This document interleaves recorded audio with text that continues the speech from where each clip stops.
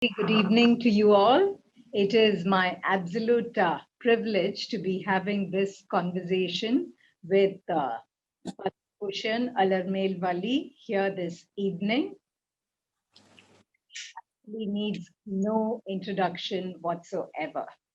She is very familiar to SIFAS and she's one of the most reputed dancers in India. Why India? One of the most reputed Bharatanatyam dancers in the world today. She's an icon. I don't have to, list down her achievements. It is there for everybody to see. It's available on the net, and perhaps you all already know about it as well. I give a very brief introduction. Valli has been practicing ancient art form of Bharatanatyam for over 50 years. And she trained under masters from the Pandanallur tradition, Master Chokalingam Pillai and Subbaraya Pillai. I'm sorry if I got the order wrong. And she learned music as well from the doyen of Padams and Javalis, Srimati Mukta, who belongs to the Saraswati lineage. She is a recipient of several awards. One of them is, of course, the Padma Bhushan, and she has also received the Chevalier Award. I don't know if I pronounced it right, from the government of. She has received the Sangeet Natak Akademi Award from Sangeet Natak Academy, and also the Natyacharya Award from the Music Academy. She has been performing in India abroad for many, many, many years. And she has internalized this language, this idiom of Bharatanatyam to such an extent that when she dances, it is just with so much grace and ease and fluidity. I mean, I'm not qualified enough to actually speak about her dance, but her dance speaks for itself. She came to SIFAS. She's come to SIFAS several times, and I will let her speak about her association. But the last this year was when we released her dance video, Kavya, and we did a kind of dual show with the release of the video and performance showcase as well. Without further ado, it's over to Valli. Welcome to the fourth RepARTee event, and you have been coming to SIFAS for so many years, and SIFAS audiences and students literally need no introduction to you. But why don't we hear from you about your association with SIFAS, how it started, and how it has sort of progressed through the years? Over.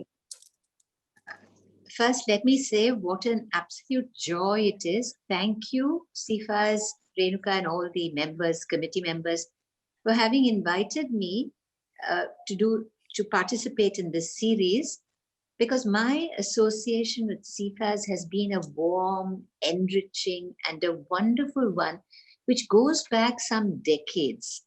Actually, this is something which many of you may not even know, that my first professional tour, which was I was 13 years old at that time. And it was in Malaysia and Singapore. And the performance here in Singapore was for SIFAS. So from the time I was 13, I have had this association.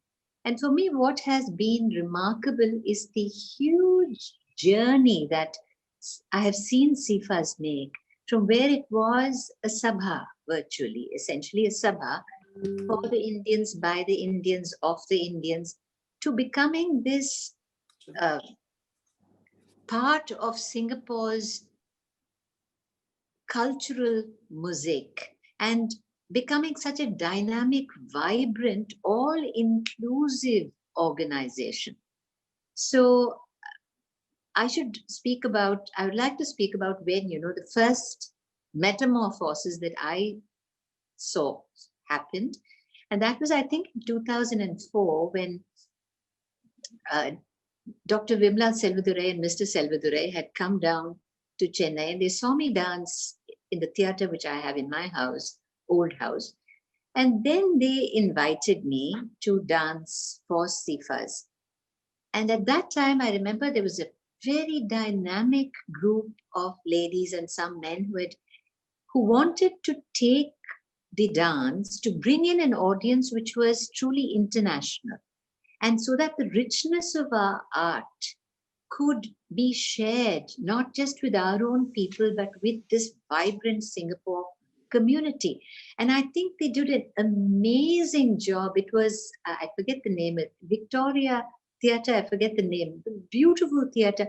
From the pamphlet that was printed, the design of the pamphlet, to the enthusiasm every member had to take this out, to extend its reach. I feel proud and privileged that I was a part of this amazing change and a movement to take SIFAS forward. And since then, there have been wonderful other experiences. I've come time and again. The hospitality has been incredible. It's home away from home, Singapore. And I would say largely thanks to the members of SIFAS who greeted me with open arms and who really made me feel cherished. And that's why I was able to give of my best. Not only did they feature the film and they had the performance, that was another wonderful experience where Lasya Kavya, the film on me, was premiered in Singapore and it prefaced a performance. There was also another performance where Madhuri and I presented our Samanvaya together. So on the whole, I'd like to thank SIFAS for being this wonderfully warm, welcoming, dynamic, vibrant organization, which is truly enriching the Singapore dance scene. So thank you. Thank you so much. Actually, the Victoria Theatre performance that you were speaking about, that was during the initial years of the SIFAS Festival. Yes. In fact, the SIFAS Festival started in the year 2003, and I think performed in 2004. And from the year 2005, we moved to Esplanade. And when you and Madhuri came, that performance was on the lovely Esplanade stage. And then when we did Lasya Kavya, that was in Jubilee Hall. So basically you performed all the wonderful auditoriums. Venues. There's a funny anecdote I must share. You know, I have had this experience since the time I was a child that off stage, I don't look like a dancer. And when Vimla said, Mrs. Vimla, Dr. Vimla Selvadurai saw me for the first time off stage and she met me, she told me later, she said, I was thinking, she's looking so tired. She's so thin. And she kept telling me, you must eat well. You must eat well. I remember her concern. And then after the performance, the joy and the celebration that there was. So I've had this experience, not just with SIFAS, but from the earliest stages when I went to Malaysia in that tour when I was 13, and they thought my mother was the dancer. And they were quite shocked when they saw this little puny schoolgirl whom they had to present. But always the outcome has been happy, so I'm fortunate. Yeah, you shared this anecdote. I have to share this anecdote as well. When you and Madhuri came in 2006 and I was deputed to pick you up at the airport, and I think I was a little late. Your flight had already landed. I mean, I obviously knew what you looked like, and I went and stood there and you were to be seen. I said, oh my God, like she's a big artist and all, and I'm late in picking her up. And, I was panicking. Then I just turned around and there was this petite lady in a skirt sitting by the side. I said, oh my God, that's her. You had come out and you were actually waiting. And Most undancer-like or I certainly don't have the demean and the kind of glamour that one associates with a dancer, but that has been a very special gift in some ways that I prefer it like that. The minute you start speaking, people can make out that you're a dancer.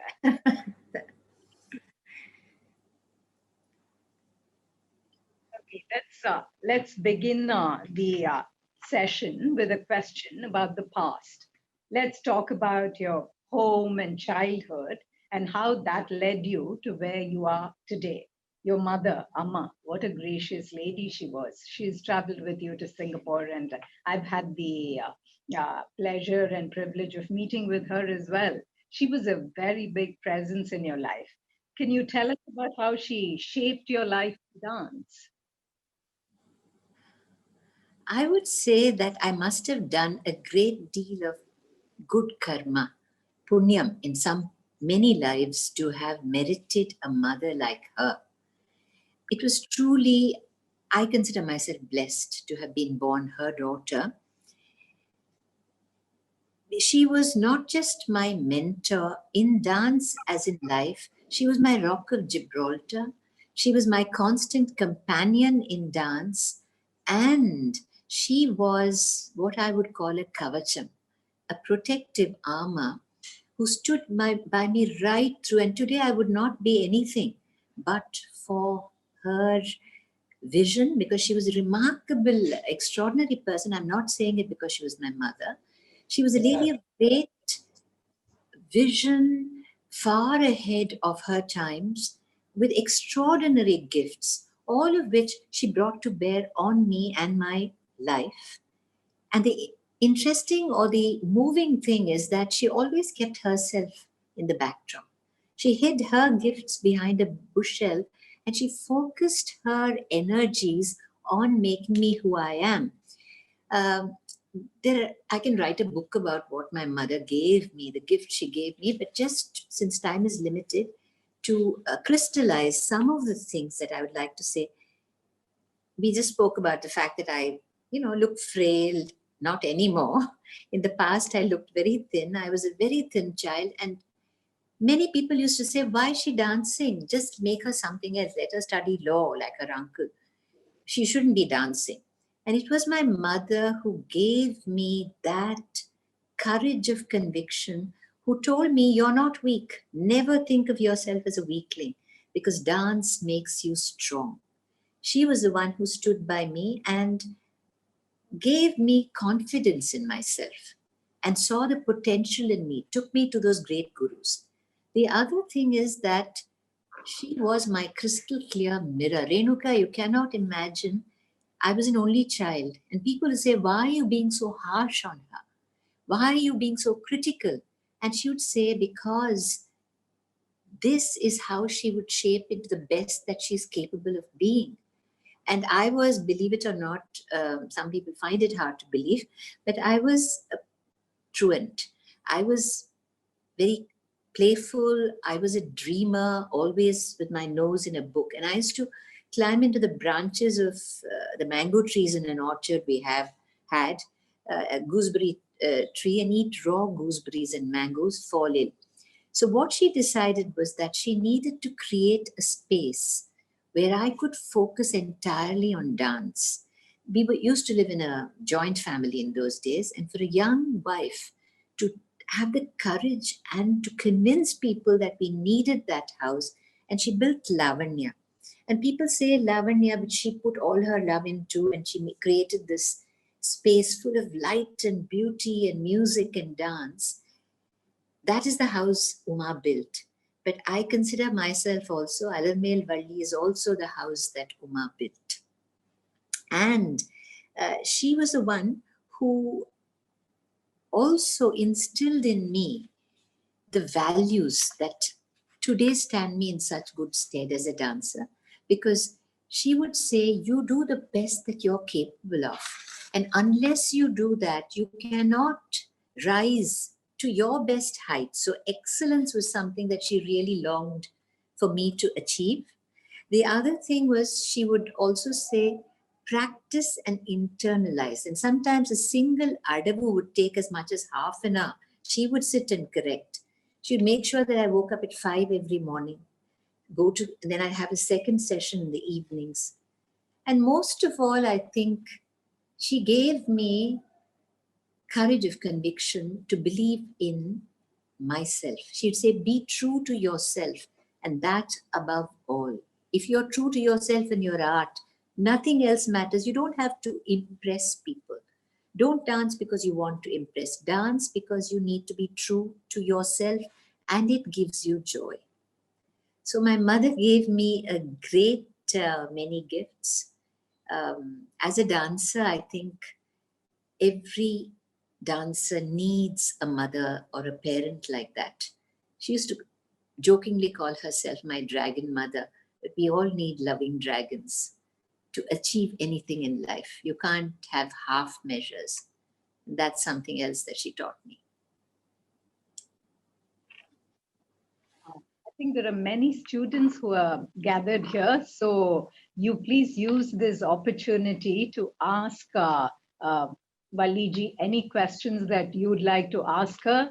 They can be about practical aspects of dance, or they can be abstract. And if it is a philosophical question, whatever you have, please ask questions. So what I would suggest is you post the questions on chat, and then, depending on how much time we have, we'll pick the questions, and the person who asked the question will have the opportunity to actually, come on screen and ask the question.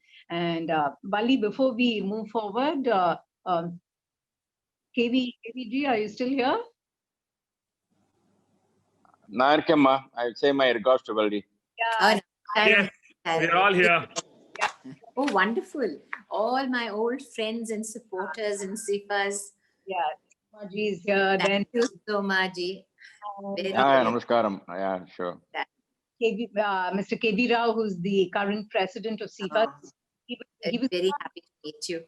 Yeah, I don't know where he's fallen off right now. And then we have, our dynamic new vice president, who's taking care of community and outreach, Puneet Push.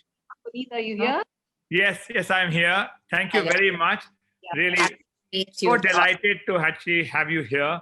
And I have to say, my own sister-in-law is a dancer. She's from Kalakshetra, and when you were talking about climbing up mango trees, my wife is remarking, who's also watching this, she says it must run something in the dancer's DNA, because my own sister-in-law was to do exactly that. But really, we are very privileged. Thank you so much for joining us. Thank you very much. SIFAS is my family, so I truly feel I'm in the midst of family members, so thank you. Thank you. Hi, Valli. This is Soundarya. Oh, hello. My gosh, all the old friends. This is one of the joys of technology, to meet all of you, which I cannot do in real life in space. That's right. And Valli, I saw you in Music Academy. What a delightful performance it was in January. Thank you. Had bounced back from your setback in health. Yes. And it was amazing. I think you also have to share that bit about how it's all about mind over matter and how you overcome challenges. Body, yes, I will certainly speak about that, because that has been a learning experience for me, cancer, and an enriching experience. I'll talk about that later. We're going to be speaking about that as well. And whoever wants to ask questions, I would suggest you post your questions on the chat. That way it would be easier for us to manage. Yeah. So before we, move on with this conversation, I'd like to ask Valli this very basic of questions. How relevant is classical dance today? Does one need to explore contemporary themes in this medium, or can one just be happy in the traditional form of itself? For example, I'm talking about, the pining Naika theme. Does one need to justify it at all, especially in this day and age, or does one say, this is the dance, and you take it for what it is? So why don't you enlighten us on this? In the first place, I'm a classical dancer, but I have never had any doubts on the score that classical dance is as contemporary in its own way as modern dance. Because ultimately, what is contemporary? It is dance which can speak to someone, dance which communicates, which can touch, which can transform people's lives. And it is also interpreted by each individual. So much depends on the interpreter, because dance is but a language. Classical dance is but a language. So it is you as the interpreter of that language, when you take the grammar and vocabulary and an idiom of a past age, that's a criticism. Oh, this is an idiom from the past. But it is only an idiom. It is a language. It is up to you to take that and make it a living, dynamic, vibrant language of self-expression. So that is something I want to establish at the outset, that I, as a modern woman, and someone who by no means lives in an cultural ivory tower, I find relevance as a dancer and as a woman in this form. But it depends on the interpreter, because if you do not internalize and if you have no conviction in what you're doing, whether it's a pining woman or a non-pining woman or a modern poem or an ancient poem, if you do not have complete conviction, if that poem does not speak to you, and if you cannot make it your language, then it will come across as a fossil, as a museum piece, as something that is wooden. On the other hand, as this noted poet Arundhati Subramaniam says, it is about taking the then and there and making it the here and now. That is what the challenge is for any classical dancer, to make, again, I'm quoting Arundhati, is to take this stylized ancient idiom and to make it an evergreen language. That is what she says. And it is possible. I have fullest conviction. Now, coming to this pining woman, I want to just explain that we have, I think, those days, I'm talking when I was in my 20s, there was a lot of flack. Oh, why is you dancing the pining woman, and you are, it is not, it doesn't dignify a woman and is anti-feminist. Enough. I don't think we need to take our dance literally as a social comment, because the relevance, and you asked about the relevance of classical dance is that it should be humanly relevant. It should be something that is universal in its reach, something that touches the innermost core of each human being, because that is precisely what it does. It heals, it harmonizes, it acts as a bridge. And I can tell you, I've had experiences in dancing across the world, in famous theaters, in little villages. There is a lady, for instance, who came up to me and said, I feel I don't have to take my cancer medication for the pain today. She was terminally ill. She said, today I feel I don't need that because I feel light and joyous. Our dance has that capacity. I've had people weeping and saying that this is like a reaffirmation of the divine. And this was a lady in Chivitella, a little village, a lady who didn't know English, who had not seen Indians. The other thing about this pining aspect, let's take the Varnam, which I think is a magnificent composition, which I relate to very beautifully.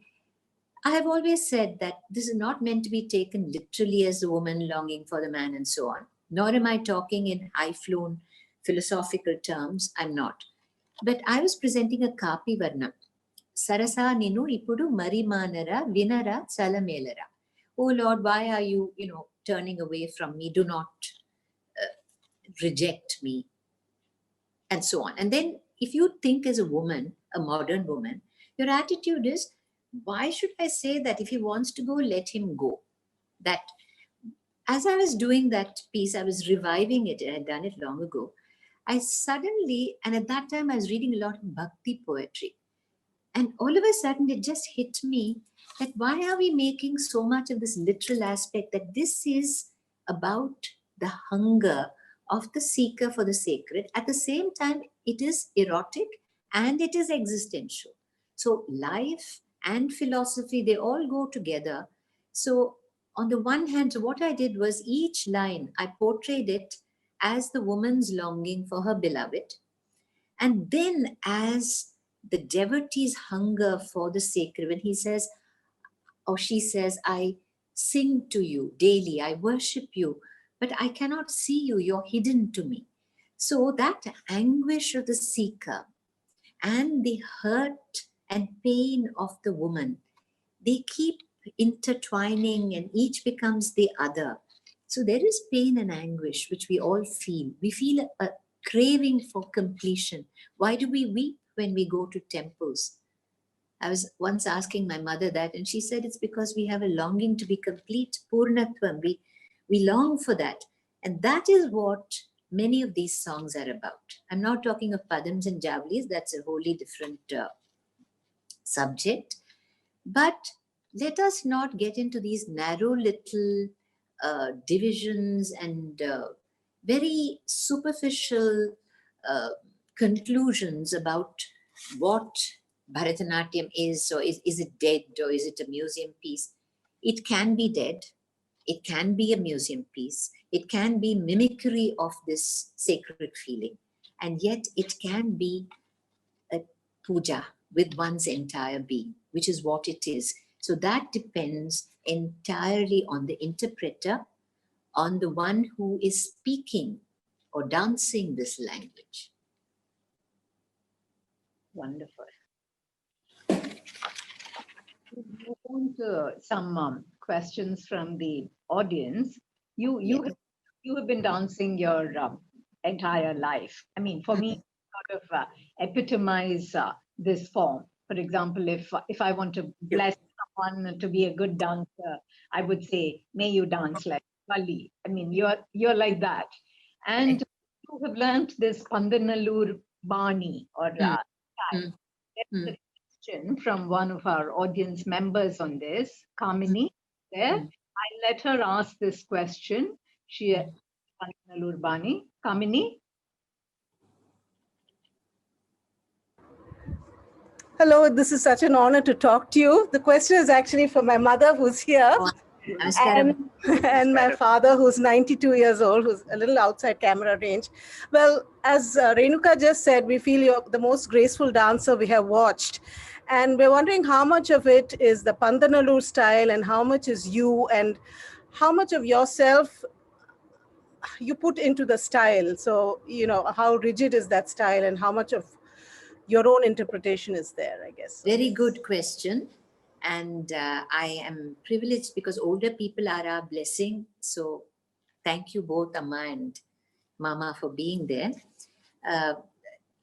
I belong to this Pandanallur Bani, which is an ancient lineage. So in the hands of lesser gurus, that Bani could have become a straitjacket. So the first thing I want to say is that Bani is the family of dance we belong to. Just like we have genetic markers, we have dance markers. Each style, it is a certain aesthetic, a certain body dynamic that the gurus evolve. And it is an evolving process, Bani. I'd like to establish that. The Pandanallur Bani is the one that I belong to. And I believe that to this day, my dance is recognizably the Pandanallur Bani. You cannot look at me and say, she's not from Pandanallur.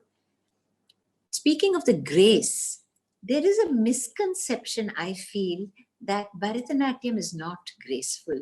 I've had people come up to me and say, oh, we didn't know Bharatanatyam could be so graceful. Some North Indian audiences, they would say, we thought it was third, cut, vettu onnu thundu rendu, as we say. This is a misconception. I have a feeling, and this is a conclusion I've arrived at after studying with Pandanallur Chokkalingam Pillai and seeing the way he was evolving the style. I think when dance was once again brought back into the ambit of average society from the traditional dancing communities, we were a puritanical society. We followed Victorian puritanical. We took our cues from their attitude. They had to make it acceptable when the visionaries like Rukmini Devi and all of them had to make it acceptable, I have a feeling that there was a kind of distilling of dance that took place, that they had to say, don't smile too much.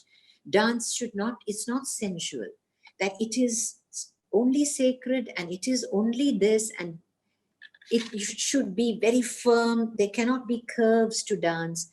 But what was happening when I was studying dance in the early stages, Chokalingam Pillai sir, and I suspect he had this feeling that the Pandanallur style had this reputation for being very rich, pure, geometrical, but also very staccato.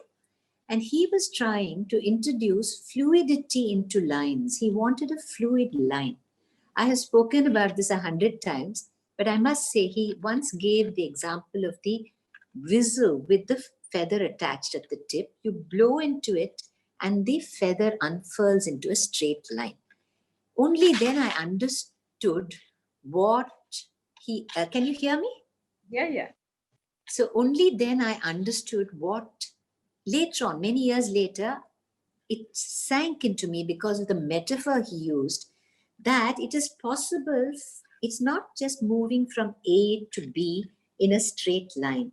It is how you travel that distance which makes the difference between a mere performer and someone who is a complete artist. So it is the transitions that matter.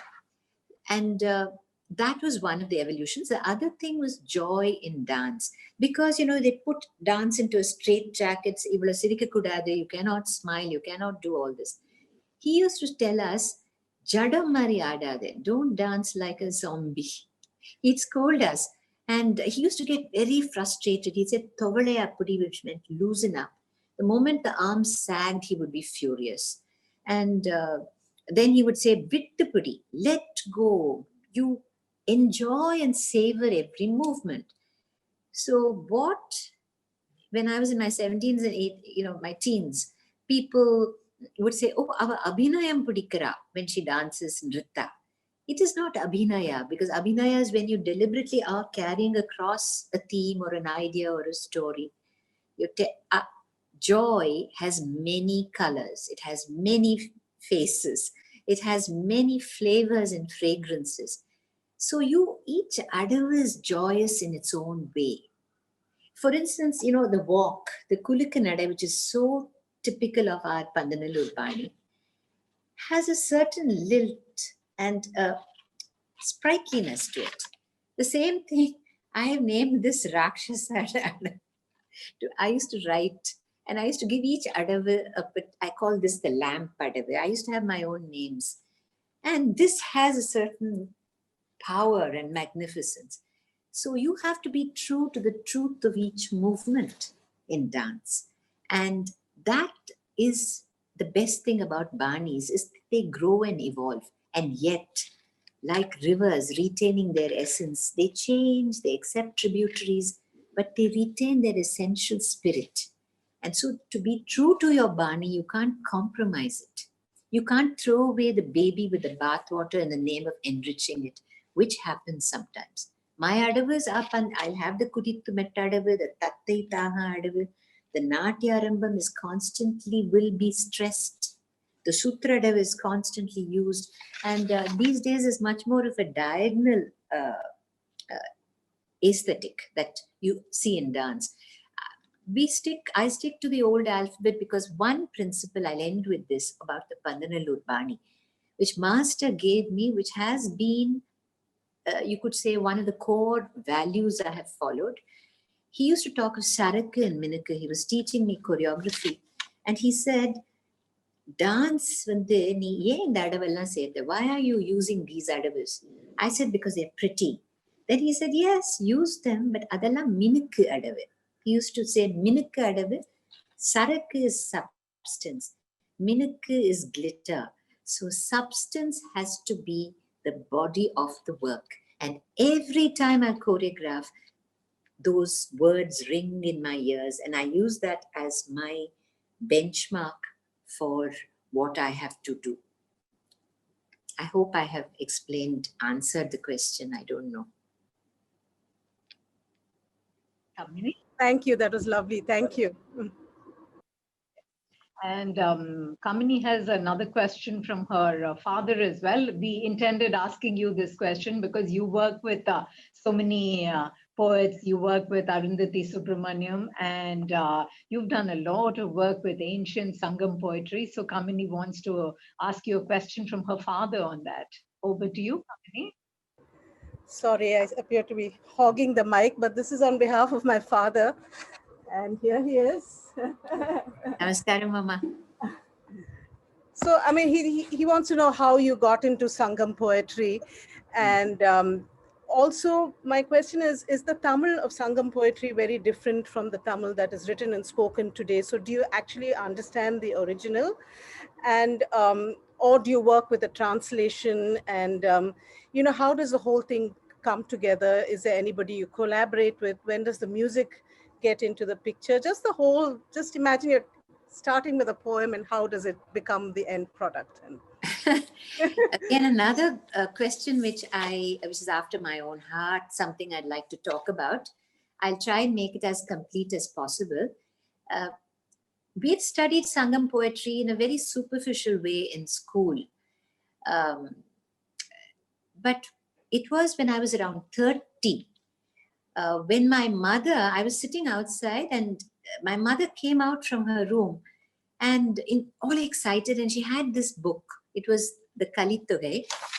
And she said, Valli, and my mother was, I should also say amongst all her other gifts, she was a very fine Tamil scholar, as was my maternal, Kekrada Mama, as was my maternal grandfather. Both of them were great Tamil scholars.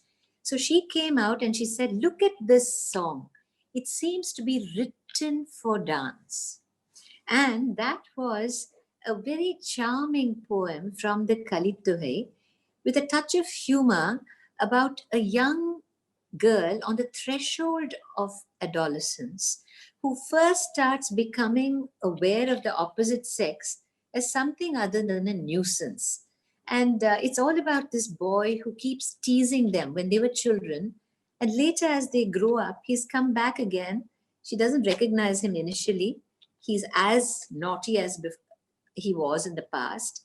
But how that sudden transition happens, where she becomes aware of him as a handsome young man, and then she tries to shield him from her mother's anger because he catches hold of her hand and pulls it.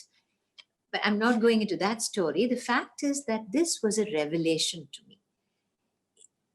I started reading these poems, I must say, in Tamil translation and in English translation. Thanks to my mother, she was the scholar who's worked with me on some 20 or 30 odd poems that I've worked on from the various anthologies.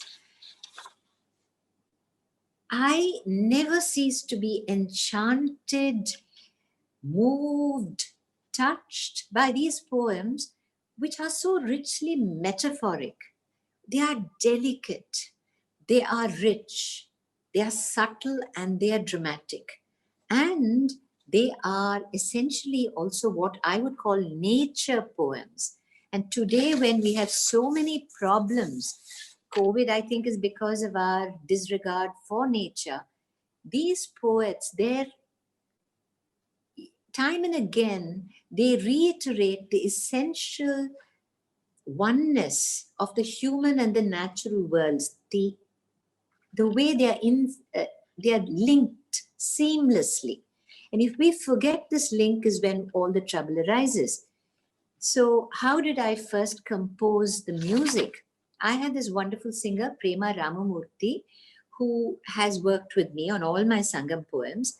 And I gave her the song and I said, can you set it to music? Which she did.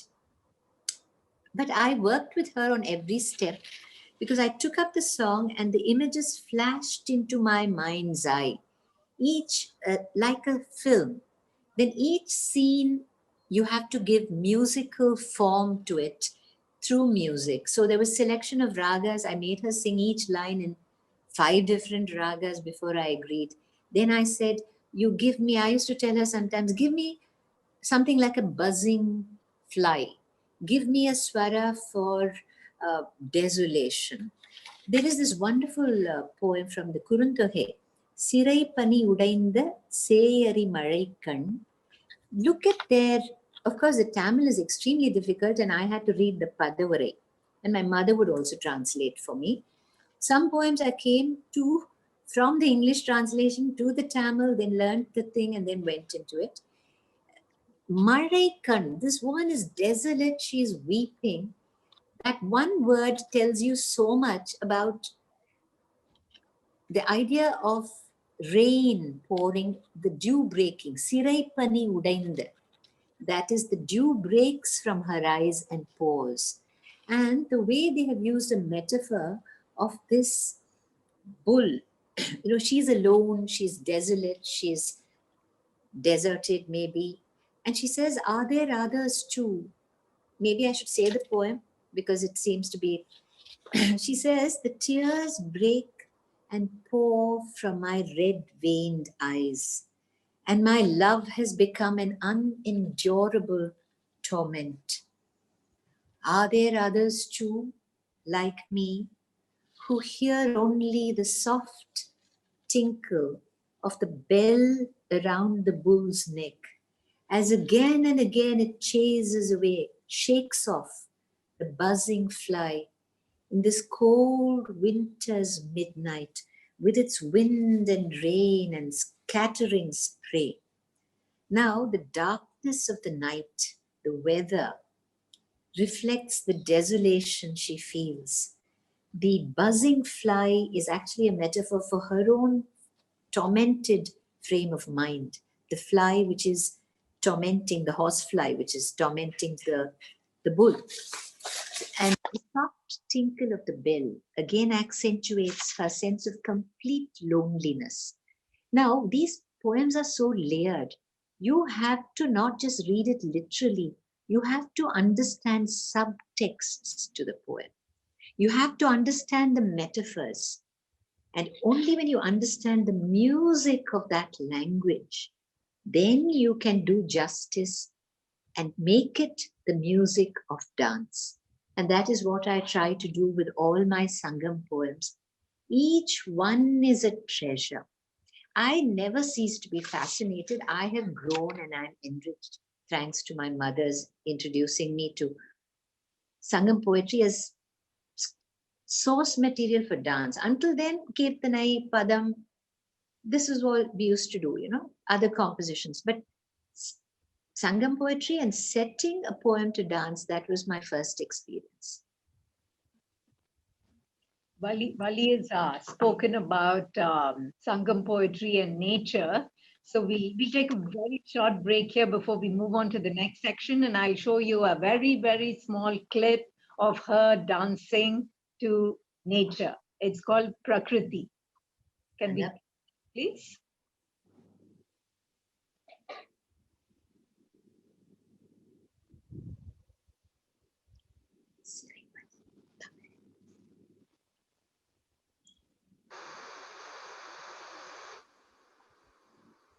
Music.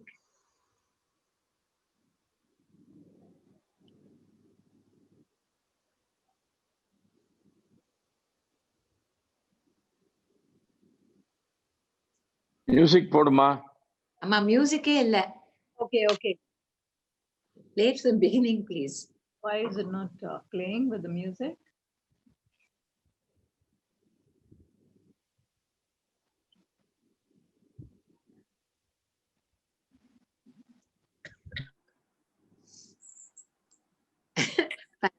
If it is not working, we leave it. No, let's just see. Yeah, you can hear me, right? Can you hear me? Yes, Renuka, we can hear you. Yes, we can hear you. Yep. பாட்டு ஓணுமா பாட்டோட ரசிக்கலாம் அது. I think Renu, you might have to share it with the music or the audio, I suppose. Yeah. Got it. Fine.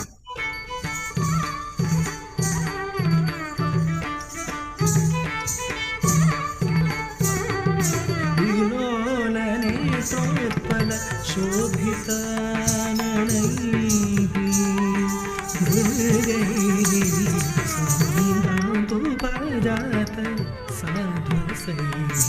समाचिता सैकतिनी Banasthali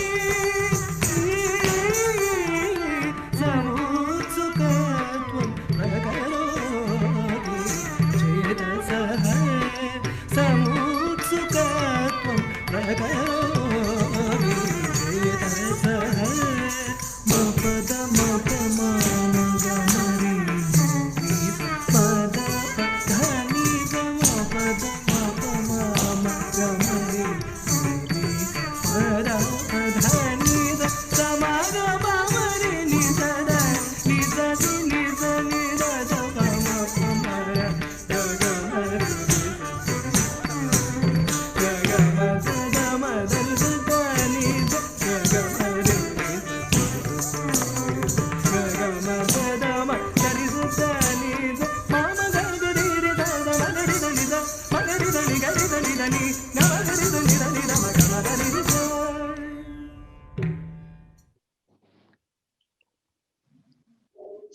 So that was just a very short clip. I mean, we have, an artist of her caliber talking to us, so we should see a little bit of the dance, right?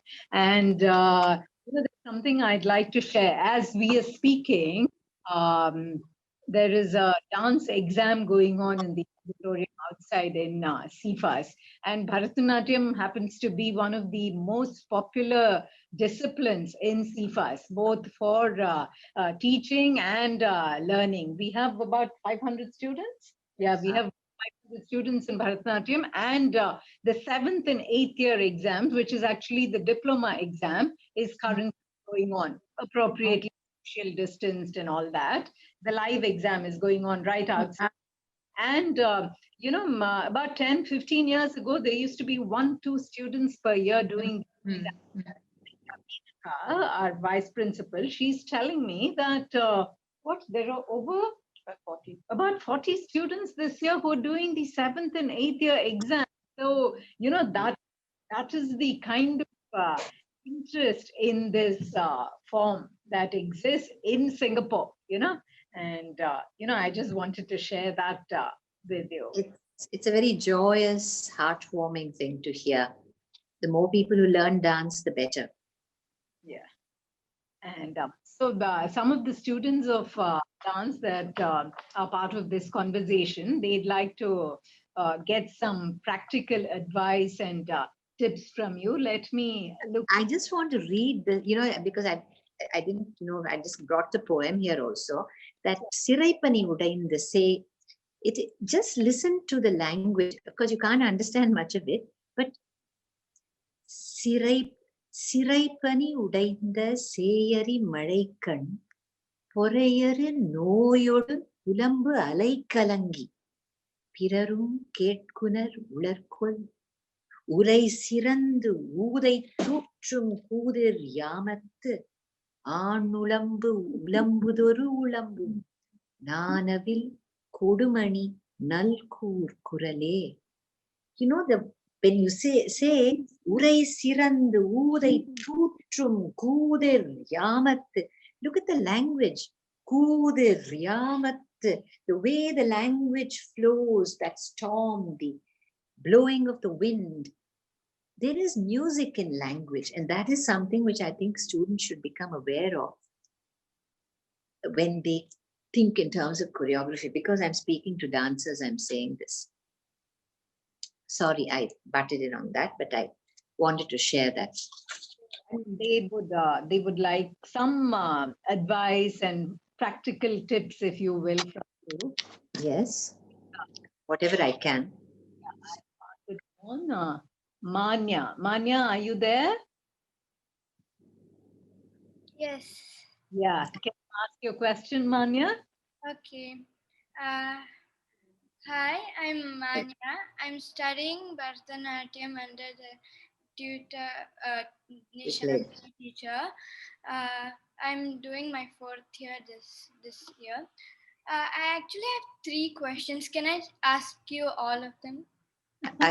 If they'll think that there is time, certainly, depending on what the questions are. Of course, I'll try and answer all of them. Try. My first questions are, what are the types of abhinaya there is in dance? See, one thing I want to ask you, Amma, let us not at this point ask something which you want to know as a dancer rather than something you can find in the pages of a book. Ask me something which you feel as a student of dance, because these are questions, time is limited, and I'd rather try to give you experiences that you as a dancer, what do you feel when you dance?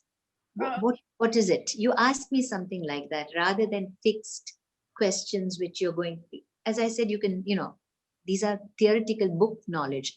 Experiential knowledge is what I want to share with you. Okay, then how and when do you show abhinaya? I usually get confused when I should show what type of abhinaya in the phrase of lyrics. So when and how do you show that abhinaya? It depends, Amma. It depends on the padam, javali, poem, whatever it is that you take up. You have a song. You have the sthai bhava. You think of what are the sancharis that you can bring in. What are the moods that you can create to build up that basic mood. So it depends on the bhava that you have to show, depends on the words, depends on the mood, depends on the bhava that you're trying to show.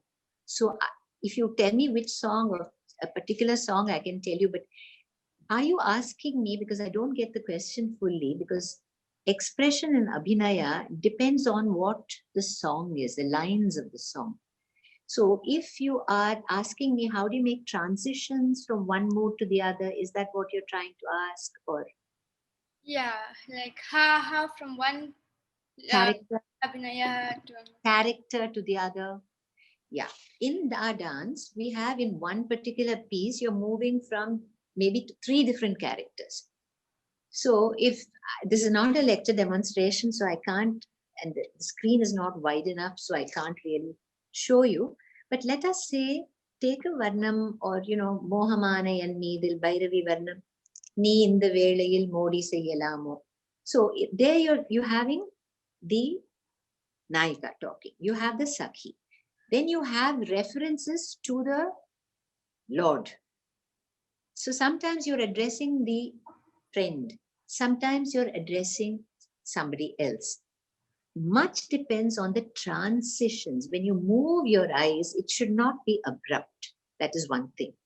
At the same time, it should not be so gradual that the people don't know you're addressing a different character. So you have to work out a kind of in-between via media, where if you're looking, you're saying something to her, and they're saying he. So when you say he, in your eyes, that bhavam should come out in your eyes, not just mukhajabhinayam. In your eyes, it should appear. You should feel. You should become the character. And like in Indian philosophy, I'm going a little high flown here. Detached attachment. You have to be totally immersed. At the same time, you have to be able to shift character, and you have to know how to make the transition. I teach my students, when I teach about transitions from one movement or one character to the other, how the eyes should move and how you should think to yourself when you make that change. As I said, this is not a, if I were in a dance class, I'd take up an actual example and show it to you. So I don't know if I fully answered your question, but it much depends on transitions, on the way the eyes move, and the way you internalize. Internalize meaning become the character. Sometimes I tell my students, talk to yourself. Keep talking to yourself and say, "Ipdi pannalama? Niye ipdi panna?" And some of my students used to go to their fathers and make them sit down and say, "You sit here," or their mothers, and say, "Nee ipdi pannalama enakku? Yen ipdi seira?" When we talk, we have different tones and cadences. You're not talking like a robo, no? Na ip ange yen yedakku yen ipdi seirai. I'm not saying that. Yen ipdi seidani. Then you change and the tone becomes something else. So you should bring that kind of tonal shift into your Abhinaya. Then there'll be layers. I don't know if you got what I say. Approximately. Yeah. I have one last question. Amma, are we sure that ask them whether they, because there might be others also who want to ask, just find out. Yeah, there are others as well. So yeah, we'll move on to each. Sorry, Ma, because I wish I could sit and answer every question of everybody. But if there are others, time is a problem. Okay, thank you. Yeah. So Isha, there's a question from Isha on how important it is. Yeah, Isha, I'll let you ask the question yourself. Isha, are you there?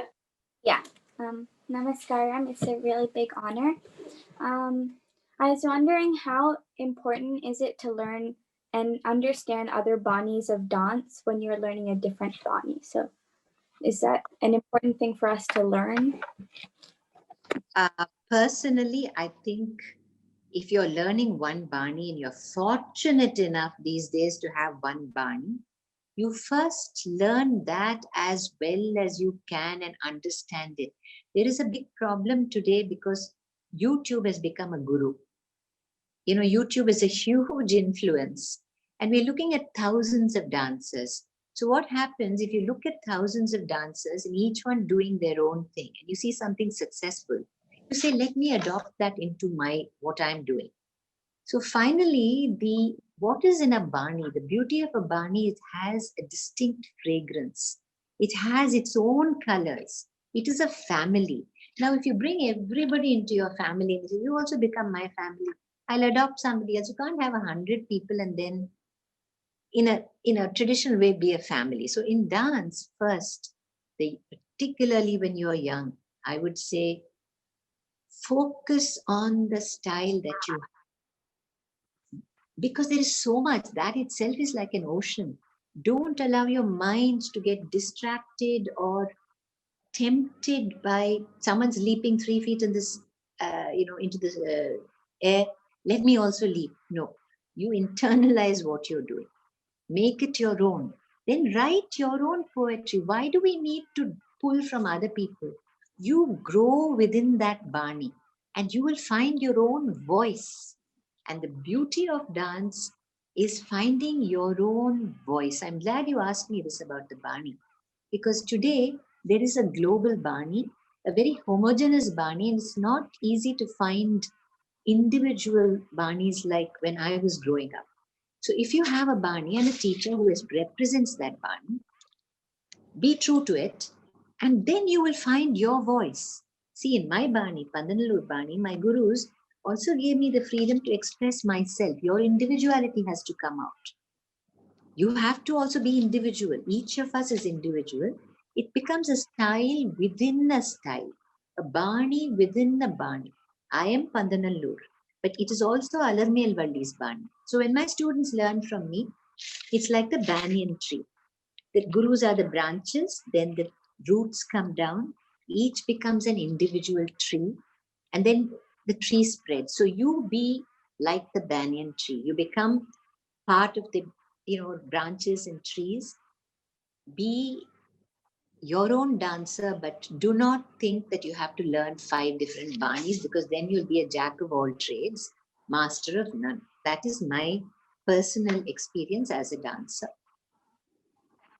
Thank you so much. And Isha, I hope she's answered your question. And we need to move on. And there is another question that was sent across yesterday, which I thought is relevant, actually, because it's a very practical question. So there is another student, I don't know who it is, who asked, does she experience fatigue, tiredness during a performance? And if so, how does she manage without losing control over the body or losing coordination?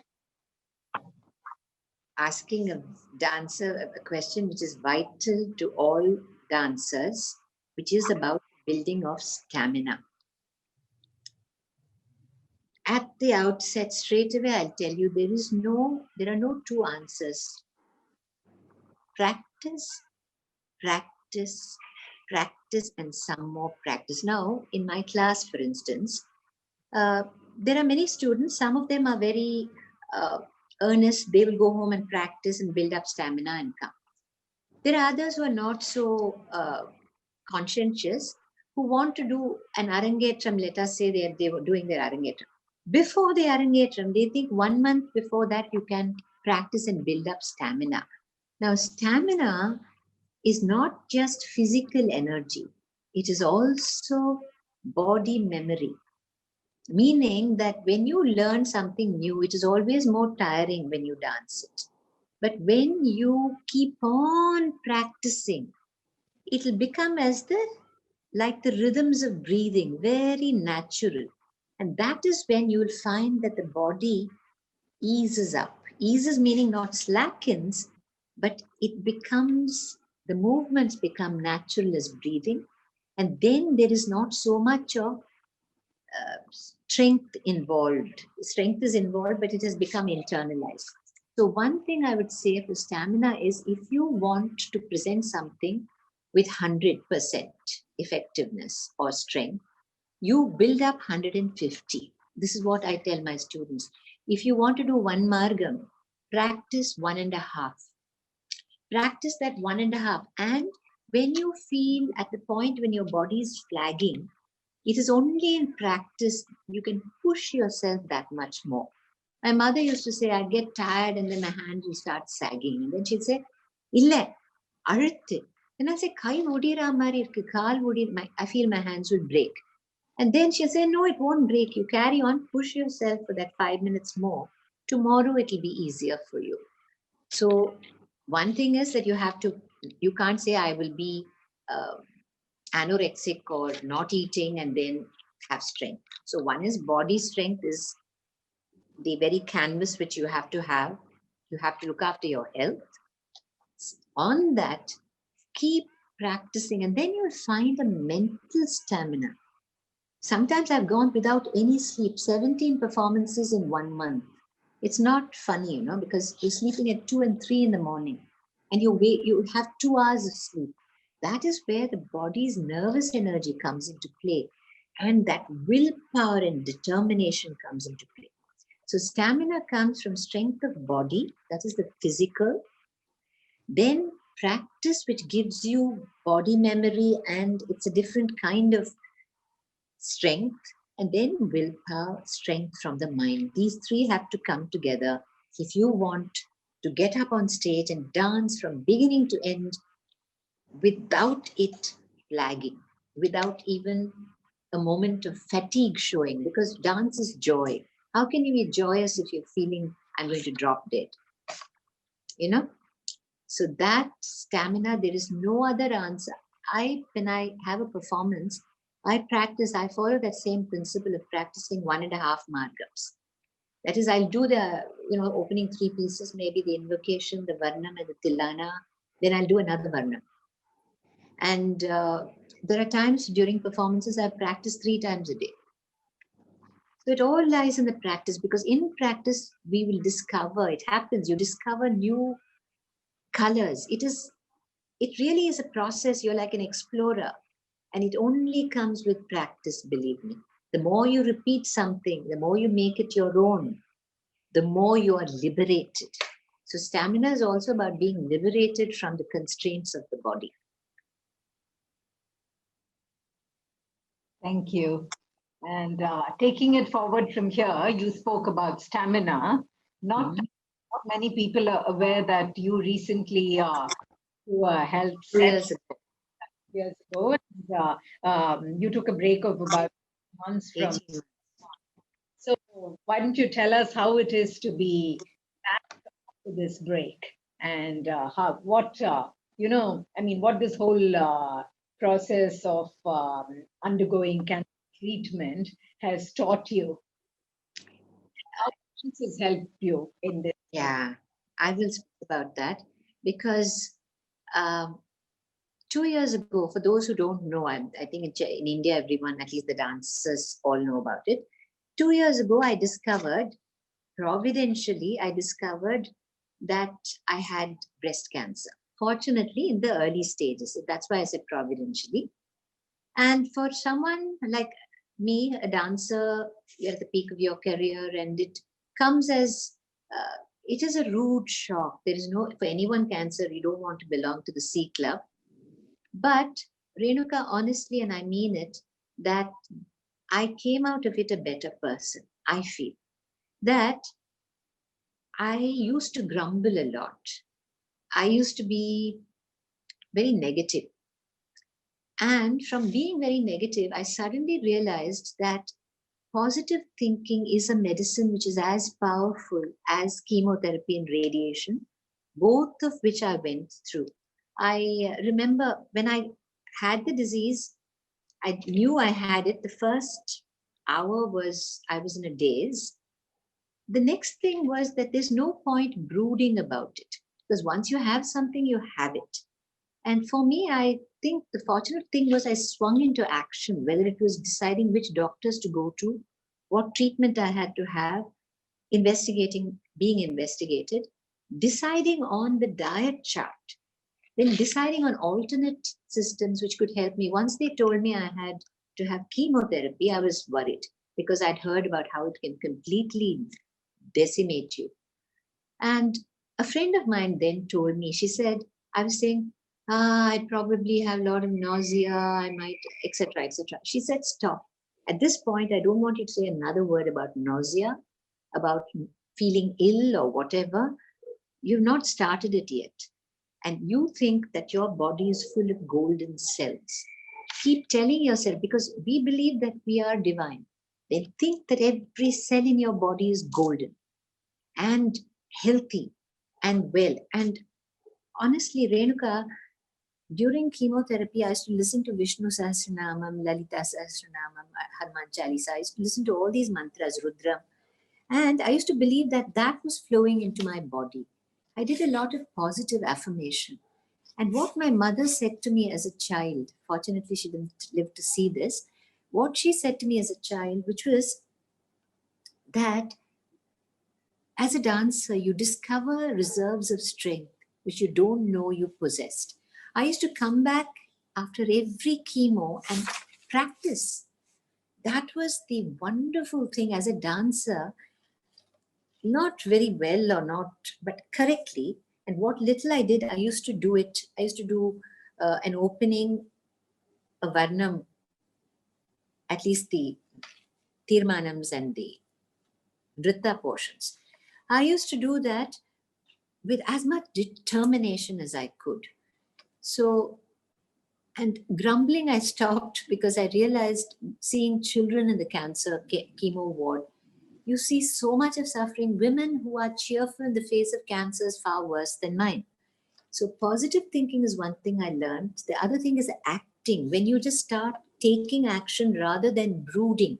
Brooding is not going to help. If you sink into depression, which is very easy, it won't help. My dance helped me. It was my savior. And somebody spoke about the performance I gave. You know, I'm so touched that these Sabha secretaries and organizers, they had the faith in me. They could have said she's had cancer. But Music Academy asked me, every Sabha asked me that, usually does. And I selected 2 that year. It meant working like a demon. It meant because I didn't want to give anyone the opportunity to say, Parvala, Panna, Adina, Anna, poor thing, she's had cancer. I said, no, I don't want that pity. I don't want anyone to condescend. I will do my best and better than my best. So it was, you know, it's like a tapas, and you really take that thing up and it becomes like something that you are aspiring for. And I worked. That is where the stamina. Initially, I was tired. And then as I danced and danced, my health came back. After 18 months of going through chemo and radiation, I was back in full form. And I'm not saying this, I think I was in full form because I felt stronger than I ever had before. People who saw me, it was not just me, but the audience. So it was for me a very, it was a learning experience. And I wouldn't wish this on anybody, but I think that when you have diseases like that, I think the important thing is not to give in. That it will pass, or even if it doesn't pass, whatever it is, we have to address that for that moment and take things one at a time.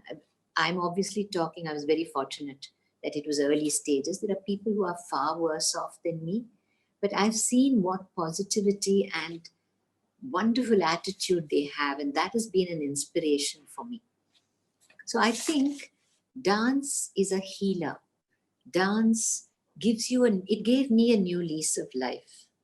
Dance and all the support that I received, and the fact that I was able to get up on stage and do a full margam without any compromises, with all the difficult tirmanams and the jatis and the tilana, the whole composition I did, margam. So that's what I have to say. I was at Music Academy, and you did a little piece at the Natyakala conference as well. And yeah, that was just, my singer was not there, so I just spoke mainly. It was hard to dance. Academy, when you did the performance this January, you did a new piece on nature as well, right? Yes, Pushpa Vilapam. Oh, that was a piece which, you know, I don't know, there have been some questions and we're talking about relevance and whatnot. It's such an incredibly beautiful poem, which 4 years ago, a friend, a scholar, Srimati Ramnath, brought to me and said, I want to see you dance this. It was written in the 1930s by a very great scholar, Pujya Shri Jandhyala Papaya Shastri. And this was about a song, Flower's Lament. Yes. And you saw it, Soundra. I saw it, yes. Yeah. Flower's Lament, yes. The devotee is going out to pluck flowers early in the morning at the break of dawn. Somebody who believes in Pushpanjali, who believes deeply in these rites. And just as he is about to pluck the flower, he hears a voice saying, would you snatch our lives from us? And then all of a sudden, around him, there are these flowers lamenting and wailing and accusing him. And the rest of the song is this heartbreaking, not just lament, they accuse, they're angry, they are bitter. They say, you boil us in oil to make attar from our life's blood, just so that you can perfume your stinking, reeking bodies. And then you you snatch us from our mother's laps and you make garlands of us, just so you can adorn yourself out of vanity. And then when we fade, you discard us as garbage. So it goes on. There are many verses like this, how you pierce our hearts with a needle and you strangle us with a silken thread and so on. For me, initially, I was thinking, how do I deal with this song? Young students were also asking about interpretation, characters. Maybe I can talk about this. I have to be the devotee and I was also the flower.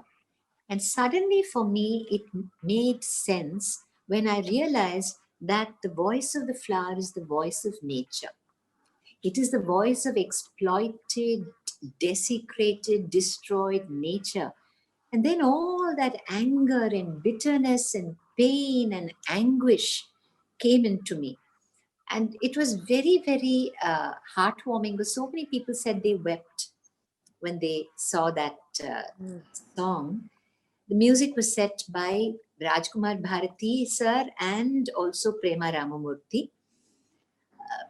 Because there is this devotee who says, I come to you, and it is Lord Vishnu I have imagined. I have come to you wanting to offer flowers, but I'm coming empty-handed because I'm unable to pluck a single flower after hearing these flowers. What do I do? And then I ended up saying that I offer you this pamale instead of a pumale. I offer you a garland of verses instead of a garland of flowers.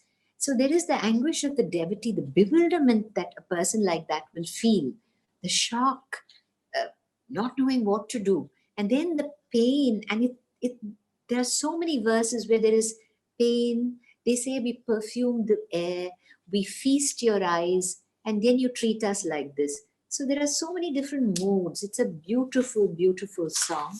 And I think anyone who feels for nature feels very strongly when they see that song. And it spoke to me. Yeah, it was a wonderful item. I mean, it was so touching, actually. Made one think. Yeah, it's not about plucking flowers. It is about nature. It's about what we do thoughtlessly, selfishly, when we destroy nature. And that is why I said the Sangam poets, they reiterate this idea that we are inseparably linked, the human and the natural worlds. And that is something we need to realize, our young people need to realize and be sensitized to. Yeah. It's a kind of natural progression, what we think about nature and the desecration of nature. So let us come to this hot topic that we have to speak about, what we are currently going through, COVID, and its impact on the arts. I mean, its impact on the arts has actually been, it's virtually decimated the arts scene. What are your thoughts about this? And people have tried to make a migration to the digital platform. And can you just tell us what your thoughts about these are? As an artist, as a performer, it is, I don't need to even repeat it, that it has been devastating beyond anything we could have imagined, because Renuka, it's not just fortunate people like me, dancers who've earned, who are from comfortable circumstances. We have cushions, financial cushions that can carry us through this period. And even many dance orchestra members who have earned, they still have their savings to fall back. What about the people in the villages, small musicians, people who are associated with the dance profession, like those who make paper flowers or makeup artists? So there are so many people associated with this industry now, dance, who are completely shattered without the means to have their next meal. So it has been, the whole world is affected. Economically, it's a disaster. But speaking as an artist, there is one thing which is poverty, financial, economic poverty. The other thing is it also doesn't impoverish, it starts eating away into your spirit. Because a dancer needs to have creative avenues for creative expression, to express yourself, and you need to be able to dance, to perform. And we need that rasanubhavam, we need that invisible thread which connects the audience and the artist so that it gives us joy. Where do we have that today except through the digital media? On the one hand, I would like to say, I am deeply grateful. We wouldn't be able to communicate without it. It's giving dancers, musicians, some means of communicating with audiences. It is giving people the chance to listen to music, to watch dance. There is all that. But as someone who grew up without the cacophony of social media, we had no cell phones, no televisions when I grew up, certainly no devices, no recording devices. Today, I feel there are two things. One is that music, you've always been used to recorded music, that you've been used to this listening through a virtual medium.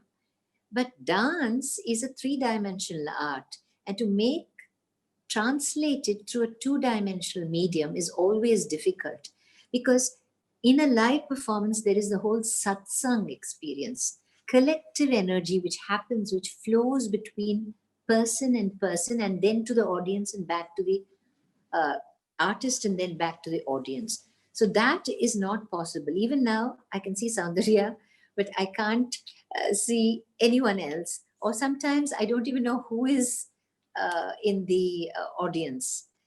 That is a very unnerving experience. So one thing is, we have to, in the interim period, think seriously about filming dance, especially for this kind of performance, because just dancing in your dance studio with setting up a camera is a very dissatisfactory experience. It doesn't satisfy. It is not complete because you can't get the close-up, you can't get so many things. Whereas you have to have a camera which is as important as the musicians, which becomes a part of the performance. And when that happens, you can perhaps approximate, you can give a different kind of fulfillment in terms of a digital media that is used to capture a three-dimensional dance form. I have seen dance films made in the West, which are spectacular. I have had the opportunity to work in Lasya Kavya with wonderful cinematographers, directors, earlier also. So having said that, I hope and pray, and I think it'll happen. We have to wait for the time when we get back to being able to go to performances, to sit with people. It will take time, but I think we have to have that confidence that it will happen.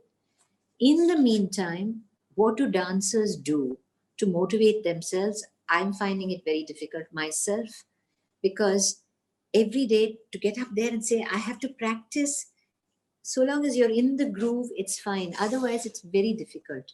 So from a dancer to dancers, I would say that forget performance. Doesn't matter if you don't have performances even, but just get out there and dance. 1 month I gave up. I was so depressed. I gave up dancing, meaning I didn't perform practice as I used to do every day. And it tells on you mentally, emotionally, it tells on you physically. So we have to make that effort to keep in touch, to dance, to work with each other in a way, to collaborate, as this is a collaboration. This is a means of communicating. So I think that is what one needs to do. I don't know all the answers, obviously, but I definitely like to think that we will come back to live performance. Yes, I think we will. It'll happen. Yes, it will happen. It must happen. It cannot be endless, but it has changed the way the world is. It has changed the way we approach the arts. It has opened up a new way of thinking. So this will change the art in a way. We can't go back to where we were, definitely, but I hope we will come out of it. One thing I must say is that I certainly feel that one problem that has been caused by this digital life that we are leading is clutter, the cacophony of social media. I think we need quiet, because dance is a creative form. To create, we need quiet, we need mental quiet, we need space. We need idleness, moments to idle, to allow the mind to idle, to draw inspiration. And today, because of this insecurity, there is a lot of frenzy. The dancers are, we have to do this. We feel guilty if we're not doing something. And I really feel that consciously, we have to stop and say, let's not look at that WhatsApp. I look at WhatsApp every day, but I'm trying to cut it down myself. And I'm not on Twitter or Instagram, or I am on Instagram, but I don't post personally. And Facebook, because I think we need time to listen to silence. We need time for the mind to quieten. We need those quiet spaces where we can create. And this is a time when we can do a lot of creative work, because we can read a lot, we can listen to a lot of music. And we have, if we shut out this constant distraction that is there, I think it will help. Because otherwise we become superficial. The more we become creatures who are addicted to social media.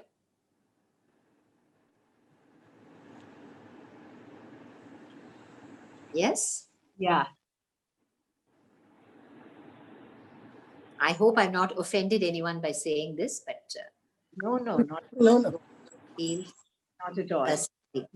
Yeah. Do we have time for a couple more questions, or shall we wind up? I mean, it depends on, I think we've been at this for about an hour and a half now. Oh So, my, that's long. That's a very long session. so, Very long. yeah. So maybe, Tired mentally. so I guess we are reaching the end of this wonderful conversation. Thank you so much for, agreeing to do this with us. And it's been an absolute honor and privilege to have you speak to me, to speak to all the students, to the members as well. And we hope that you'll be able to do this. You know the kind of work that SIFAS is doing in dance. So any words of wisdom, words of advice from you to SIFAS as an organization, what we should be doing in dance, and to the students themselves? To SIFAS, I would not even presume to say, because you're advise you, because you're doing such amazingly dynamic work. Yours is a vibrant, dynamic, an organization which is not insular. You're no longer that. You have moved out and become a very meaningful contributor to this marvelous mosaic that is Singapore. So I can only say congratulations. I'm all admiration because I have been part of that process. I've seen how you've all changed. I must thank Dr. Vimla and Mr. Selvadure for having invited me and given me the opportunity to get to know all of you. Somashekhar is an old family friend, and he's known me since I was a child, actually. And Renuka, you've become a friend. Soundarya, all these people who have become, in a sense, my Singapore Aruno Salvi, who was such she a inquired about you. Yes, and she's become a friend. I've gained friends thanks to SIFAS. I have gained lifelong friends, and I have gained a family in Singapore. So I have to say thank you. And that's why this session, I've done a lot of sessions, and I actually was thinking of cutting down, but this I said I will do at any cost because this is my Singapore family. So I really feel very happy and privileged to be a part of this. As far as students are concerned, what can I say to them but dance with joy. Savor the movement. Be happy that you have this dance. Enjoy it. And I know there are many challenges today, particularly one being that we are becoming more and more acrobatic and sensationalistic oriented. For those who, if you want to be that, it's fine.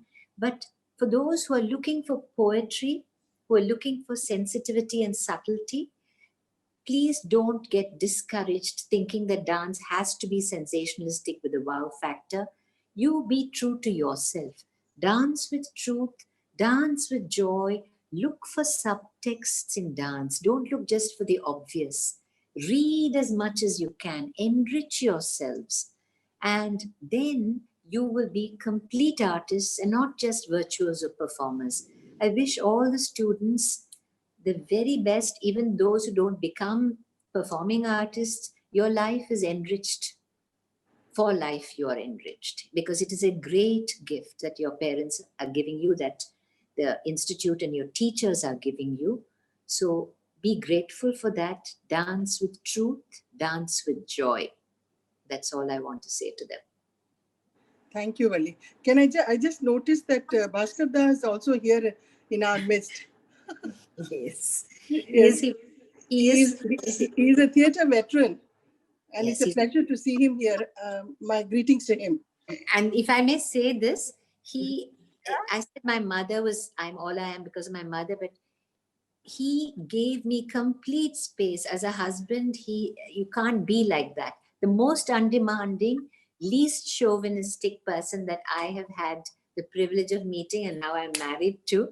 So I should thank him. Poor man, he's punished all the time. He has to listen to me. But he's your inspiration also. He is, and he is a person I look up to. And so I'm very, very fortunate in life for all that is the case with most of the husbands, Valli. It's the case with most of the husbands. Bhaskar Da, it's a great pleasure to see you. That is wishful thinking. I think we need more men like Bhaskar Da in our lives. I must say, Mr. Somasekhar is, I know them well, and I'd like to think he's that kind of a husband who's supported his daughter and his wife through everything. So, well, cheers to the men. What the men in SIFAS? What would SIFAS be without them also? Mr. Selvadurai, for instance, who's been such a support. Yeah, I think Mr. Bhaskar is trying to say something. You need to unmute yourself, Mr. Bhaskar. Yeah. Mr. Bhaskar, you need to unmute yourself. Mute yourself. Is he there? Yeah, he's been trying to say something for the last. Now, Bhaskar Da, you unmuted You hear yourself. me now? Yes, Yes, you yes. can. Yeah, well, I just wanted to say that it was really great being part of this whole thing, and the whole group and the events and things, and meeting all of you. So many of you whom I've met earlier when I've been with Valli as a kind of add-on to her visits to Singapore. No. But Singapore has always been so lovely, and people have been so warm and so affectionate, and really been, as if I've known them for years, and I've just met them, but they've just embraced you. They've known me for a long time, and I miss them now. Sitting here. Hopefully, she was talking about this ending. I must say that I heard yesterday the first hopeful signs of that. There was a discussion going on between some of the top doctors in India, and they're setting up. There's a group that they've set up on how they will distribute the vaccines, because in India there are 2 vaccines which are almost ready to come to the market, and so they were worrying about, not worrying, but trying to draw up a kind of system by which a cold chain will be established throughout the country, which is no mean task. I mean, consider the size of India. It's huge. And I mean, to have a cold chain right down to the truck, which has to be refrigerated. The vaccines that they're talking about are vaccines which are okay at between 4 degrees and 10 degrees. But there are some others which have to be stored at minus 80 degrees, which is clearly not for it. And but anyway, they're talking about all this. So hopefully we will. And in hopefully we will have all this, in and 2021, they are planning exactly in 21 to start this. So we will be back in Singapore, hopefully, with this. Thank you. So you have an invitation. Duly elected, inoculated, whatever. Most welcome, all of you again. So thank you very much, everyone. Thank you all. Thank you. Thank you. Thank you all. Best of luck and all you. good health to you, Valli, and my greetings to Bhaskar Da. Thank you. Thank you. Yeah, Bye-bye. wish you all the best. Bye. May you be in good health. And thank you so much once again. I'll see you in Chennai or see you in Singapore. Yes, hopefully. Thank you.